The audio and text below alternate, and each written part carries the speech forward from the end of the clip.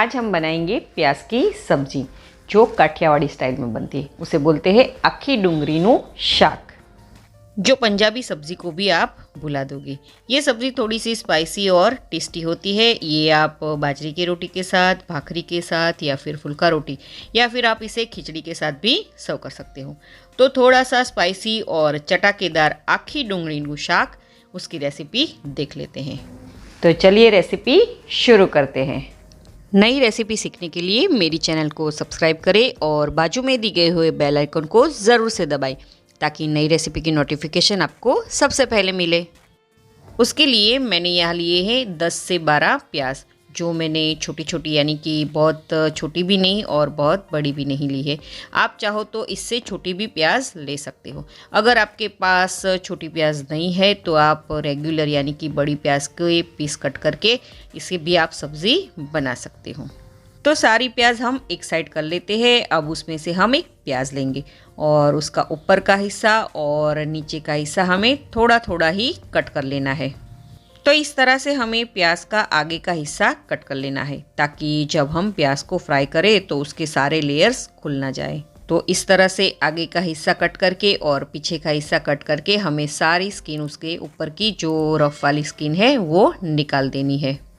तो ये देखिए मैंने सारे प्याज कट करके रेडी कर लिए हैं। अब उसका हम एक मसाला बना लेते हैं। उसके लिए हम एक मिक्सर जार लेंगे और उसमें हम आधा कप जितना मूंगफली ऐड करेंगे। मूंगफली हमें कच्ची ही लेनी है और बिना नमक वाली लेनी है। तो मूंगफली को हम मिक्सर जार में ऐड करेंगे और उसे हम दरदरा पीस लेते हैं। तो ये देखिए इस तरह का मूंगफली का टेक्सचर हमें चाहिए, यानी कि दरदरा मूंगफली का टेक्सचर चाहिए। अब उसी जार में हम 1/3 कप जितना सफ़ेद तिल ऐड करेंगे और उसे भी हम दरदरा पीस लेते हैं। यहाँ पर मिक्सर को हमें पल्स मोड पर या फिर चालू बंद करके उसे पीस लेना है। तो आप देख सकते हो कि मैंने तिल को दरदरा पीस लिया है। अब हम उसे एक बाउल में निकाल लेंगे। अब उसी मिक्सर जार में हम आधा कप जितना पतला वाला यानी कि भावनगरी जो गांठिया मिलते हैं ना, वो गांठिया हम इसमें ऐड करेंगे। ये गांठिया आपको मार्केट में आसानी से मिल जाएगा, उसे भी हम पीस लेते हैं। अगर आपके पास गांठिया नहीं है तो आप बेसन का भी यूज़ कर सकते हो, मगर बेसन को आप भूनकर यूज़ कीजिएगा। तो गांठिया भी अच्छे से पीस गया है। अब मैंने यहाँ 1 इंच जितनी दालचीनी ली है, 7 से 8 मैंने साबुत काली मिर्च ली है और 4 से 5 मैंने यहाँ पर लौंग लिया है। ये सारे खड़े मसाले हमें मिक्सर जार में ऐड करने हैं और सारे खड़े मसाले को हमें दरदरा पीस लेना है। आप चाहो तो हमामदस्ते में इसे कूटकर भी ऐड कर सकते हो। आप इस रेसिपी को कौन सी सिटी से, कौन से स्टेट और कौन सी कंट्री में से देख रहे हो, मुझे कमेंट करके ज़रूर से बताइएगा। अब उसी मिक्सर जार में हम ऐड करेंगे 6 से 7 कली लहसुन की, 1 इंच जितना अदरक का टुकड़ा, 2 हरी मिर्च जिसके मैंने बड़े टुकड़े किए हैं और थोड़ी सी ये मिर्च स्पाइसी है। अब इन सारी चीज़ों को हम अच्छे से पीस लेते हैं। तो लीजिए अदरक, लहसुन और हरी मिर्च की पेस्ट भी हमारी रेडी है। तो चलिए अब हम फटाफट से सब्ज़ी बना लेते हैं। उसके लिए पैन में हम डालेंगे 5 टेबलस्पून जितना तेल। तेल यहाँ पर मैंने मूंगफली का यूज़ किया है और ये सब्ज़ी में थोड़ा सा तेल ज़्यादा लगता है। अब गैस को हम लो टू मीडियम पर रखेंगे और उसमें हम ऐड करेंगे सारी प्याज। और हाँ, एक बात का ध्यान रहे, एकदम यानी कि बहुत ही ज़्यादा तेल गरम नहीं होना चाहिए। थोड़ा सा हल्का सा गरम तेल हो तभी हमें ये प्याज तेल में ऐड करनी है। और इस तरह से हमें पलटा पलटा कर प्याज को फ्राई कर लेना है।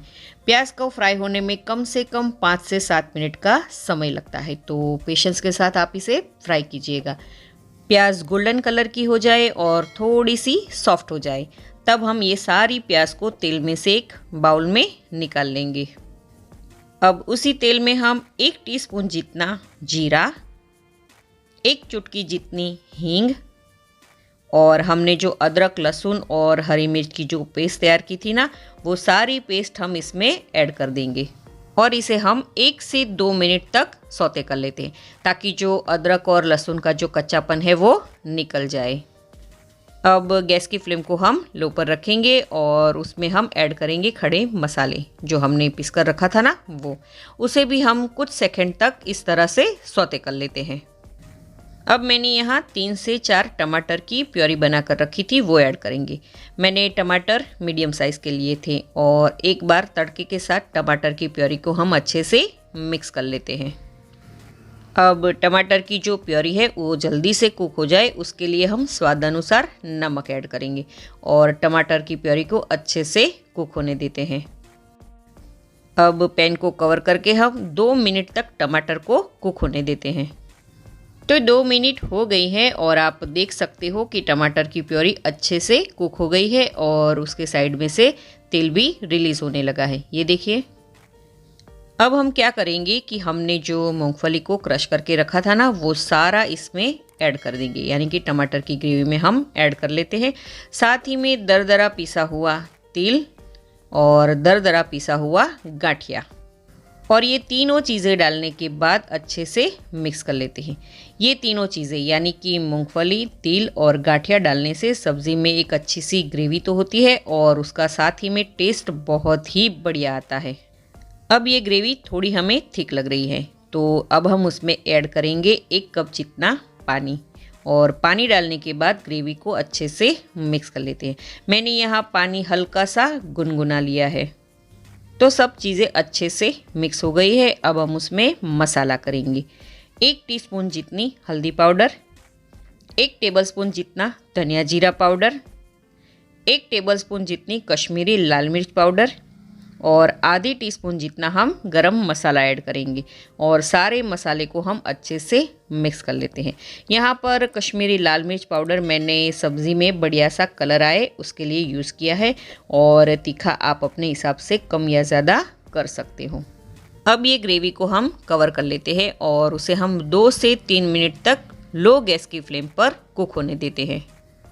तो 2 मिनट हो गई है और आप देख सकते हो कि ग्रेवी का कलर एकदम बढ़िया आया है और ग्रेवी के साइड्स में तेल भी रिलीज़ होने लगा है। दैट मीन्स कि हमारी ग्रेवी अच्छे से कुक हो गई है। अब इस स्टेज पर हमने जो प्याज को फ्राई करके रखा था ना, वो सारी प्याज हम इस ग्रेवी में ऐड कर लेते हैं और प्याज को हम ग्रेवी के साथ अच्छे से मिक्स कर लेते हैं। आप चाहो तो प्याज में हल्का सा कट करके भी फ्राई करके इस ग्रेवी में ऐड कर सकते हो। अब पैन को हम कवर कर लेते हैं और उसे हम कम से कम 3 से 4 मिनट तक सब्ज़ी को कुक होने देते हैं ताकि प्याज अच्छे से ग्रेवी को सोक कर ले। तो 4 मिनट हो गई है और ग्रेवी वाली प्याज की सब्ज़ी बनकर रेडी है, यानी कि आखी डूंगळीનું શાક रेडी है। अब उस पर हम फ्रेश बारीक कट किया हुआ धनिया ऐड करेंगे और अच्छे से सब्ज़ी में मिक्स कर लेते हैं। तो रेडी है हमारी आखी डूंगळीનું શાક। तो चलिए अब हम इसे सर्व कर लेते हैं। तो लग रही है ना एकदम रेस्टोरेंट स्टाइल की सब्ज़ी। पंजाबी सब्ज़ी को भी ये टक्कर मारे ऐसी बनी है। आप ये सब्ज़ी को बाजरे की रोटी, फुल्का रोटी या फिर भाकरी के साथ सर्व कर सकते हो। सच में फ्रेंड्स ये बहुत ही टेस्टी और डिलीशियस लगती हैं। तो आप इस रेसिपी को ज़रूर से ट्राई कीजिएगा। अगर आपको मेरी आज की रेसिपी अच्छी लगी हो तो मेरी चैनल को सब्सक्राइब कीजिएगा और लाइक और शेयर करना ना भूलें। तो मिलते हैं अगले वीडियो में ऐसे ही नई रेसिपी के साथ।